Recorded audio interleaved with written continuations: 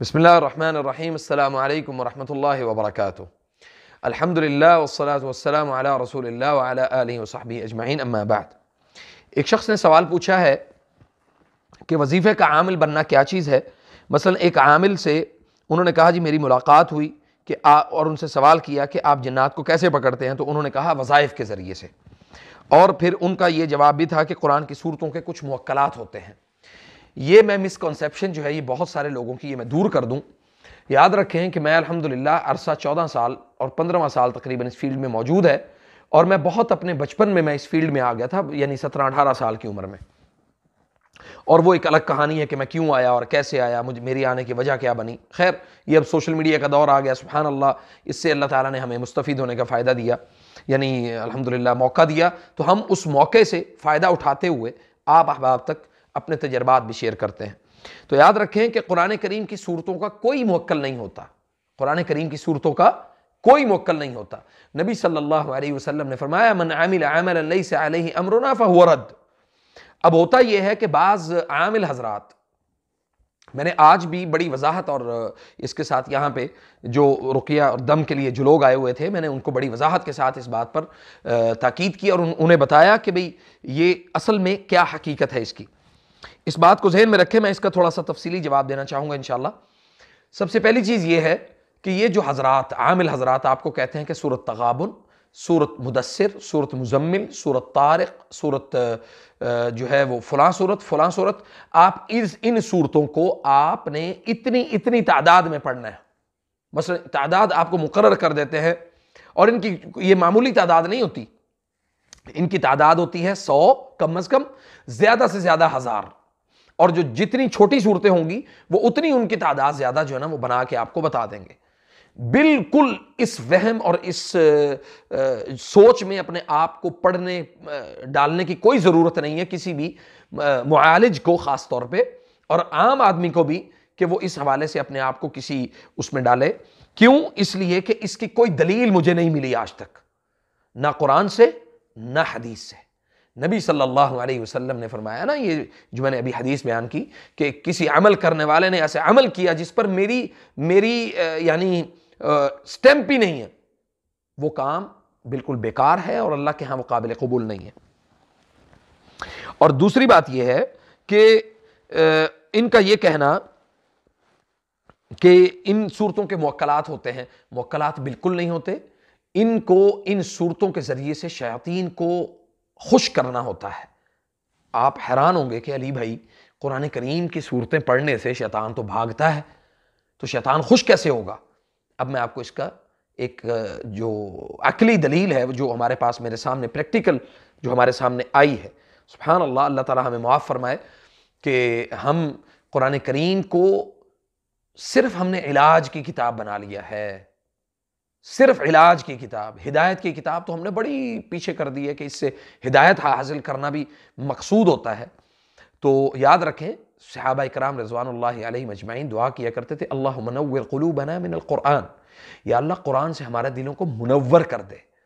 اب یہ جو عامل حضرات ہیں، انہوں نے کیا کیا ہے؟ انہوں نے ان صورتوں کے ساتھ اپنی جو ایک سوچ اور فکر ہے اس کو باندھ دیا ہے کہ اگر ہم یہ صورت مثال کے طور پہ 100 مرتبہ، جبکہ نبی صلی اللہ علیہ وسلم کا حکم نہیں ہے، یا کسی صحابی نے ایسا عمل نہیں کیا، کسی تابعی نے ایسا عمل نہیں کیا، سلف صالحین میں سے ایسا عمل کسی نے نہیں کیا، جی آپ 100 مرتبہ اس کی تلاوت کریں۔ سورۃ مزمل، مجھے یاد ہے اچھی طریقے سے کہ ایک عامل تھے، میں ان کو عامل ہی بولتا ہوں، مجھے ایک صاحب جو ہیں وہ ان کے پاس لے گئے، انہوں نے کہا جی آپ کچھ ابھی کچے ہیں اپنے علوم میں، تو آپ ایک کام کریں، آپ ان سے کچھ سیکھیں۔ میں نے کہا جی حاضر، میں اکرام اور عزت اور احترام کی خاطر میں ان کے پاس چلا گیا، جا کے بیٹھ کے بات چیت شروع کی۔ انہوں نے مجھے جاتے ہی سب سے پہلے جو یہ کہا کہ جی آپ کا تجربہ اپنی جگہ پہ، ابھی آپ بچے ہیں، میرا خیال 2 یا 3 سال مجھ سے بڑے ہوں گے وہ عمر میں، ابھی آپ بچے ہیں۔ میں نے کہا جی حاضر، آپ نے کہہ دیا ہم بچے ہی صحیح، تو آپ نے سورۃ مزمل کا وظیفہ کرنا ہے۔ میں نے کہا جی سورۃ مزمل کا وظیفہ مجھے سمجھ نہیں آئی، تو انہوں نے کہا جی دیکھیں یہی تو بات ہے،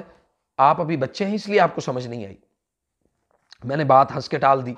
تو میں نے کہا کہ آپ مجھے بتائیں کہ کس طرح کرنا ہے۔ انہوں نے کہا جی پہلے دن آپ کو سورۃ مزمل 100 مرتبہ پڑھنی ہے، پھر آپ کو اگلے دن 99 مرتبہ پڑھنی ہے، پھر اس سے اگلے دن 97 96 95 اس طرح کر کر کے ایک ایک دن آپ نے بیک پہ آ جانا ہے، اور آخری دن جب آپ ایک مرتبہ پڑھ لیں گے سورۃ مزمل کے مؤکل جو ہیں وہ آپ کے ساتھ آپ کی خدمت میں لگ جائیں گے۔ میں نے کہا جی سبحان اللہ العظیم، سب سے پہلی تو بات یہ ہے کہ آپ کا یہ بتانے کا انداز، عمل، طریقہ بالکل غیر مسنون ہے، میں یہ کام نہیں کروں گا۔ اور کہا جی آپ نہیں کریں گے تو پھر آپ سیکھیں گے کیا؟ آپ اٹھ جائیں، آپ جا سکتے ہیں۔ میں نے کہا آپ جا سکتے ہیں، میں نہیں جا سکتا۔ غلط چیز آپ بیان کر رہے ہیں اور آپ اٹھنے کے لیے مجھے کہہ رہے ہیں۔ اللہ کا خوف ہونا چاہیے آپ کو کہ آپ قرآن کریم کی صورتوں کا مذاق اڑوا رہے ہیں عام لوگوں سے۔ میں تھوڑا سا ہائپر ہو گیا تو وہ پھر بندہ خود بخود اٹھ کے وہاں سے وہ چلا گیا۔ تو بات اصل یہ ہے کہ قرآن کریم کی صورتوں کو بے ادبی کروانا یہ ان لوگوں کا کام ہے، نمبر 1۔ نمبر 2، یہ ایسی صورتیں ہیں خاص طور پہ سورۃ مزمل، سورۃ طارق، سورۃ تغابن، یہ کچھ چند ایک صورتیں ایسی ہیں جن میں متشابہات بہت زیادہ ہیں۔ متشابہات سے مراد یہ ہے کہ ایک آیت دوسری آیت سے ملتی ہے، یا ایک آیت کے حروف دوسری آیت میں بھی شامل ہوتے ہیں، جس وجہ سے پڑھنے والا جو ہے وہ ان متشابہات کی وجہ سے غلطی کرتا ہے اور اسے اس غلطی کا احساس بھی نہیں ہوتا۔ اس طریقے سے وہ قرآن کریم کی بے حرمتی ہوتی ہے، اور وہ شیاطین جو اس بے حرمتی پر خوش ہوتے ہیں وہ اس بندے کے ساتھ تعاون میں لگ جاتے ہیں۔ یہ ان کا پہلا سٹیپ ہوتا ہے۔ پھر دوسرے نمبر پہ آ جائیں جی، انہی صورتوں کے پڑھنے والے عامل حضرات اکثر کیا کرتے ہیں کہ جی کہتے ہیں کہ آپ ہمارے سامنے بیٹھ جائیں اور اپنا قمیض یا اپنی کوئی بنیان یا کوئی شلوار جو کچھ بھی پہنا ہوا کپڑا ہے وہ لا کے ہمیں دے دیں، اور اس کو ایک مرتبہ آپ کے سامنے ایسے جھنکار کریں گے، اس کو جھاڑیں گے، اس کے بعد کہیں دیکھیں جی اس میں کچھ بھی نہیں ہے نا، بالکل نہیں ہے جی۔ تو میرے بھائی اسی کو وہ ایسے اس کی تہ لگا کے ایک مصلی اور جانماز کے اندر رکھیں گے،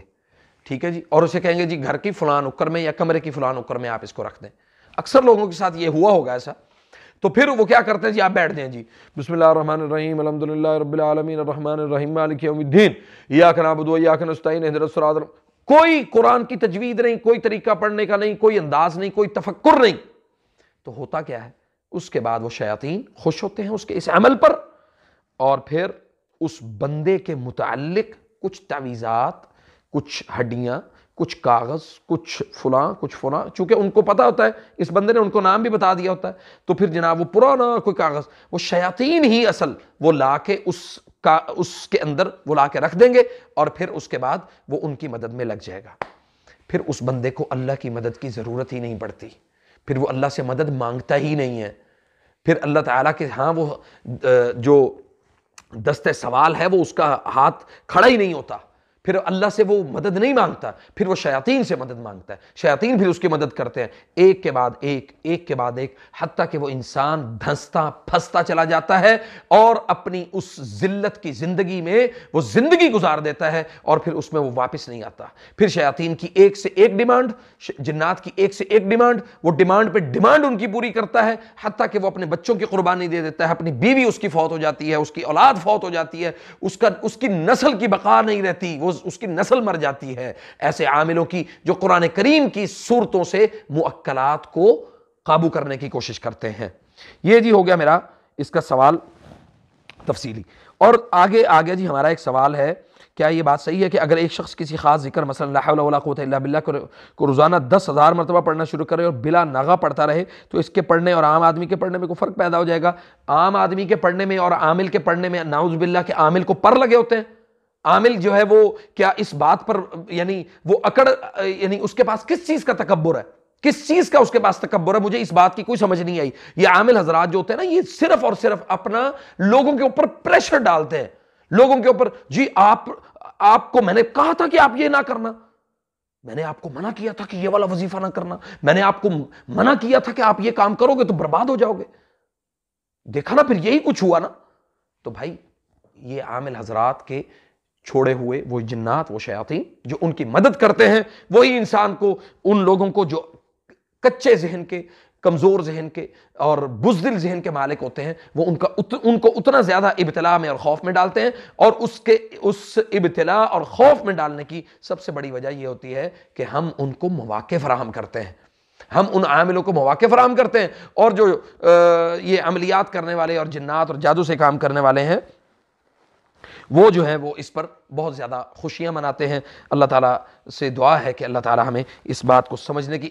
توفیق عطا فرمائے۔ اور دوسری بات یہ کہ کیا کیلوں پر قرآن پاک کی آیات دم کر کے گھر کے چاروں کونوں میں حصار کرنے کے لیے لگایا جا سکتے ہیں؟ بالکل بھی اس کی اجازت نہیں ہے۔ میں جس گھر میں بھی گیا ہوں الحمدللہ میں نے وہ چاروں کیل جو ہے اب میں تو اس میں کوئی تخصیص نہیں کر سکتا کہ کون اہل حدیث، کون وہابی، کون دیوبندی، کون بریلوی اور کون شیعہ، کوئی بھی جماعت، کسی بھی فرقے کی جماعت وہ اگر اس طرح کا کام کر رہی ہے یا اس طرح کے معاملات میں اپنے آپ کو وہ صحیح سمجھتے ہیں تو اللہ تعالیٰ سے دعا کریں کہ اللہ تعالیٰ ایسے جہلاء سے اللہ آپ کی حفاظت فرمائے۔ اور دوسری بات یہ کہ ایک ہماری بہن ہے، انہوں نے مجھے آج ایک تعویذ بھیجا، میں وہ آپ کو دکھانا پسند نہیں کروں گا کیونکہ وہ ان کی امانت ہے۔ انہوں نے مجھے بتایا کہ یہ ایک ایسے عامل نے یا ایسے عالم نے دیا ہے جو خطیب بھی ہے، مسجد کا ممبر رسول پہ کھڑے ہو کے دعوت دینے والا جو ہے نا وہ امام مسجد بھی ہے اور خطیب بھی ہے اور حافظ بھی ہے سب کچھ، اور سب سے بڑا یہ دعویٰ ہے کہ میں اہل حدیث بھی ہوں، یعنی عقیدہ توحید پر بھی ہوں۔ انہوں نے وہ تعویذ دیا، اور تعویذ بسم اللہ الذی لا یضر مع اسمہ یہاں تک تو ٹھیک تھا، آگے کچھ نہیں معلوم کہ آگے کیا لکھا ہے۔ اور پھر سب سے بڑی بات یہ کہ اس کو خوشبو لگا کے، اس کو جناب خوشبو لگا کے آپ اس کو کسی وزن کے نیچے رکھ دیں۔ یہ کیا اللہ کے رسول صلی اللہ علیہ وسلم کی بتائی ہوئی دعاؤں کی بے حرمتی نہیں ہے؟ تو کیا شیاطین ان کی مدد نہیں کریں گے؟ شیاطین، سبحان اللہ العظیم، ہم اللہ کے بندے ہیں، ہم اللہ کے بندے ہیں اور اللہ تعالیٰ سے مدد مانگتے ہیں کہ رب تعالیٰ ہماری مدد کر، ہم اس مدد کے منتظر ہوتے ہیں۔ سبحان اللہ، اللہ تعالیٰ نے بڑی جگہوں پر ہماری مدد کی، الحمدللہ ہم ہمیشہ اللہ سے مدد مانگتے رہیں گے انشاءاللہ۔ تو میں نے جب یہ دیکھا کہ یہ جو عامل حضرات ہیں وہ جب یہ دیکھتے ہیں نا کہ بھی ایک کیس سالو نہیں ہو رہا اور ایک کیس ہمارا خراب ہو گیا ہے یا سالو نہیں ہو رہا، پھر وہ کیا کہتے ہیں، شارٹ کٹ تلاش کرتے ہیں، پھر شارٹ کٹ کے چکر میں دوسرے عاملوں کو کانٹیکٹ کرتے ہیں، پھر وہ فلاں کے پاس جاؤ، فلاں کے پاس جاؤ، آپ جا کے یہ کام میرے سے بھاری ہے، میں اس پہ کچھ نہیں کر سکتا۔ اللہ کی قسم کھا کے کہتا ہوں، میں کسی ایک بندے کے لیے، میں اپنی ذات سے اگر میں یہ بات سوچوں کہ میں اس کے لیے کچھ کر سکتا ہوں، میں کچھ نہیں کر سکتا۔ بالکل سیدھی صاف بات ہے، میں اس بندے کے لیے میں ذاتی طور پہ کچھ نہیں کر سکتا، اور میں علی الاعلان یہ بات کر رہا ہوں۔ مجھے کیا ضرورت ہے، سبحان اللہ، مجھے صرف اس بات کی ضرورت ہے کہ اگر میں کسی پر محنت کر کے اس کو عقیدہ توحید سکھا دوں، اس کو اللہ اور اللہ کے رسول صلی اللہ علیہ وسلم کے بتائے ہوئے طریقے کے مطابق علاج سکھا دوں، بتا دوں، تو یہ اللہ کی قسم میرے لیے یہ اصل چیز یہ ہے۔ مجھے اس بات کی کوئی پرواہ نہیں ہے کہ کوئی بہت امیر کبیر آدمی ہے، کوئی غریب سے غریب ہے، کوئی درمیانہ متوسط طبقے کا آدمی ہے، مجھے اس بات سے کوئی لینا دینا نہیں ہے۔ مجھے لینا دینا صرف اس بات سے ہے کہ اگر کوئی شخص اس بات پر کام کر رہا ہے اور اس بات کو لے کے وہ جی میں علی بھائی کے پاس جاؤں گا تو مجھے شفا ہوگی، خدا کے لیے اگر آپ یہ سوچ کے آتے ہیں یا یہ سوچ کے آپ کانٹیکٹ کرتے ہیں تو پلیز آپ یہ رابطہ مت کیجیے۔ علی کے پاس کچھ نہیں ہے، علی کے پاس کچھ بھی نہیں ہے، اور میں عامل بھی نہیں ہوں، میں معالج ہوں۔ قرآن کریم سے علاج کے جو صحیح مسنون، مناسب، تھوڑے اور بہترین جو طریقے ہیں وہ میں آپ تک پہنچانے کی کوشش کرتا ہوں تاکہ آپ خود مستفید ہوں، آپ خود وہ علاج کرنا سیکھیں، خود اپنے گھروں کے اندر جو ہے نا وہ اگر آپ دنیا کو فائدہ نہیں دے سکتے، آپ کم از کم اپنے گھر کے بچوں، بڑوں، چھوٹوں کے اوپر آپ خود تو دم کر سکتے ہیں۔ تو انشاءاللہ میں نے یہ سلسلہ شروع کر رکھا ہے اور اللہ کے فضل سے جب تک زندہ ہوں انشاءاللہ یہ کام کرتا رہوں گا۔ فجزاکم